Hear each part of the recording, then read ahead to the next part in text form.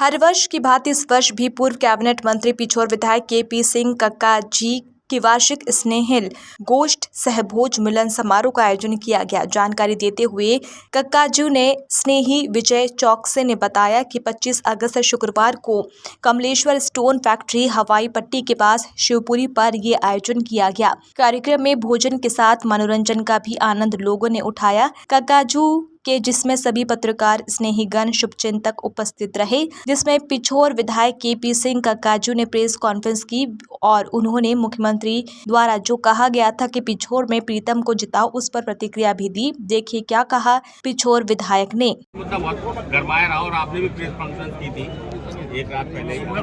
हाँ, आनंद में आपने प्रेस कॉन्फ्रेंस की थी कि पिछोर को जिला बनाने के आपने भी प्रयास किए हैं। तो जैसे माहौल चल रहा है और आवाज़ चल रही है कि कांग्रेस की सरकार आएगी, यदि कांग्रेस सरकार आती है तो क्या पिछोर जिला बनेगा? ये जो मामला है जिस पिछोर जिले की आपने बात कर रहे हैं, 2018 के चुनावी आम सभा जो मेरे विधानसभा की आखिरी थी, ये उसका वर्जन है एक तरह से। उसमें मैंने सिंधिया जी से कहा था, इस समय वो सांसद थे हमारे, मध्य प्रदेश में अगर कांग्रेस की सरकार बने, चूँकि आपके राहुल गांधी से बड़े करीब संबंध है और सोनिया जी भी आपकी बात मानती हैं, तो पिछोर को जिला बनाने के लिए आप प्रयास करना, ये मेरा आग्रह है। ना वो कोई चुनावी जुमला था, मेरे मन की बात थी, क्योंकि हम लोगों को शिवपुरी आने के लिए मैं तो आना जाना आसान है, लेकिन जो आम आदमी आता है, चाहे नकल लेने आए, और तेज कितने बोलूँगा ही पड़ेगा ना, तो तेज नहीं बोल सकता। तो मैं उस पीड़ा को समझता हूँ। जब मैं स्कूल में पढ़ता था, कॉलेज में पढ़ता था, तो हम जानते हैं शिवपुरी आने जाने में किसी गरीब को कितनी तकलीफ होती है, और अगर उसका काम नहीं हुआ है तो फिर उसको रुके कहाँ। तो कई, अब तो रेलवे स्टेशन बन गया है, तो कई लोग जाके प्लेटफार्म बस होते हैं, और कई लोग पहले तो ये धर्मशाला वगैरह थी, वहाँ जाते हैं। अब धर्मशालाओं में भी शिवपुरी के पुराना जो लोग बताते हैं कि वहाँ भी खटमल हो गए। तो कितनी दुर्दशा आदमी की होती है। नहीं, ये सब वजह तो आपने प्रेस कॉन्फ्रेंस में बता दी थी। क्या चाहते हो? बात ये है कि अगर कांग्रेस की सरकार आई तो आप पिछोर को जिला बनाएंगे? कांग्रेस की सरकार आई तो पिछोर को जिला बनाने के लिए हमने मैंने पहले बात की थी। अब मेरे हाथ में होता तो मैं बना ही देता।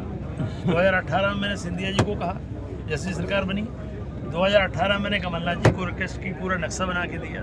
अब उन्होंने नहीं बनाया तो मैं कह ही सकता हूँ। नहीं, ऐसा कहा जा रहा है कि केपी सिंह जी अगर एक दिन पहले प्रेस कॉन्फ्रेंस नहीं करते, जिला बनाने की मांग नहीं करते, तो हो सकता है वो जिला घोषित कर जाते हैं। तो कहीं ना कहीं राजनीतिक पेच में तो राजनीतिक मामला ऐसा कुछ नहीं। देखो, चूंकि वो आ रहे थे, देखो मेरा वहाँ प्रेस कॉन्फ्रेंस करने का कारण बताता हूँ।